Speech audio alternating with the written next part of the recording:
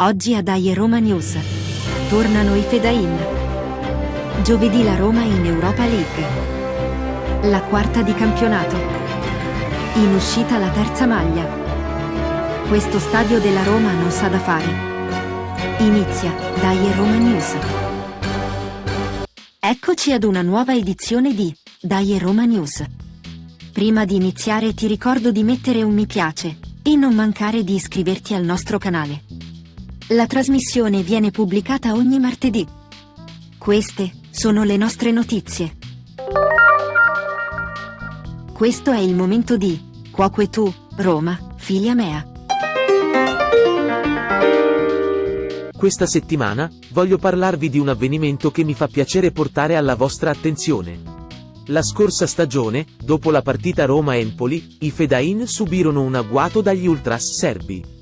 Allo storico gruppo della Curva Sud, vennero presi tutti gli striscioni, che vennero poi bruciati a Belgrado, dagli ultras della Stella Rossa. Domenica, durante la partita Roma-Empoli, è apparso uno striscione con la scritta Signa in ferre, che in latino vuol dire portare avanti le insegne. Si tratta di un grido di battaglia delle antiche legioni di Roma, per indicare l'avanzamento dell'esercito contro il nemico. A seguire, è stato esposto un nuovo striscione con la scritta Gruppo Quadraro, in riferimento al quartiere della capitale, dove i Fedain vennero fondati. E allora, quoque vos, Gruppo Quadraro, fili meis?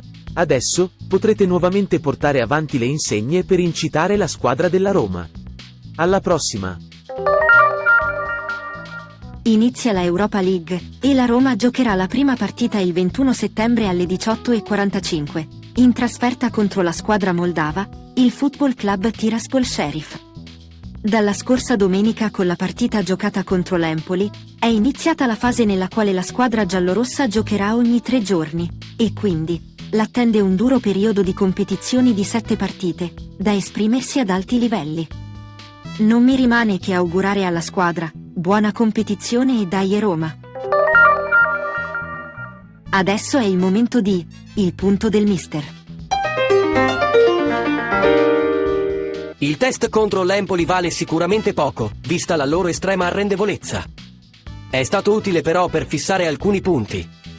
Primo, la squadra lavora meglio se davanti ha 2 punte vere. Specialmente se una di queste, mi verrebbe da dire, si chiama Lukaku. Ma non lo dirò, per il semplice fatto che il Belotti visto finora non è da sottovalutare per niente. Intendo dire che Belotti è completamente rigenerato e non somiglia neanche lontanamente al giocatore visto nella scorsa stagione. Nelle partite nelle quali è stato chiamato in causa, ha sempre giocato bene e realizzato 2 reti in 3 incontri. Contro l'Empoli ha giocato bene e fornito 2 assist per i gol della Roma. Secondo, il centrale Indicca mi sembra molto buono, anche se va rivisto contro una squadra più di livello. Terzo, che ruolo dare a Pellegrini? Normalmente sarebbe un trequartista, ma attualmente l'assetto tattico della squadra non prevede tale ruolo. In definitiva, Mu ha un bel problema da risolvere. Dove far giocare il capitano? Vedremo nei prossimi incontri. Ricordiamo che la Roma è chiamata a disputare 7 partite in 21 giorni. Quali soluzioni proporrà l'allenatore? Noi siamo tutti con lui e sempre forza Roma! Il terzo kit Adidas della S Roma 2023-2024 è in uscita a giorni. Sembra molto probabile che lo vedremo in azione per la prima volta nella trasferta contro lo Sheriff Tiraspol. La Roma, sulla terza maglia, probabilmente aggiungerà il logo SPQR, in bianco, con le strisce tricolori e il classico logo, il lupetto di Gratton, su sfondo bianco, e sul petto. Quindi il lancio del kit è imminente, e tutti potranno mettere le mani su quella che per molti è una delle migliori maglie della stagione. In conclusione siamo al momento di Parla Pasquino. Parafrasando Alessandro Manzoni nei Promessi Sposi, si direbbe che questo stadio della Roma non sa da fare. L'ultima notizia gettata in pasto alla massa viene dal giornalista Claudio Queques, del quotidiano Il Tempo, che in un articolo del 14 settembre titolava Primo stop sullo stadio, il Policlinico vuole l'area. L'uscita di questo articolo riferiva di una lettera inviata dalla direzione generale dell'ospedale, nella quale rivendicava la stessa area dello stadio. Questo articolo, come altre volte è avvenuto per il progetto stadio, tende a creare fastidio, chiacchiericcio ed altro, utilizzando la tattica dell'inventare una notizia anche quando la notizia è priva di ogni fondamento.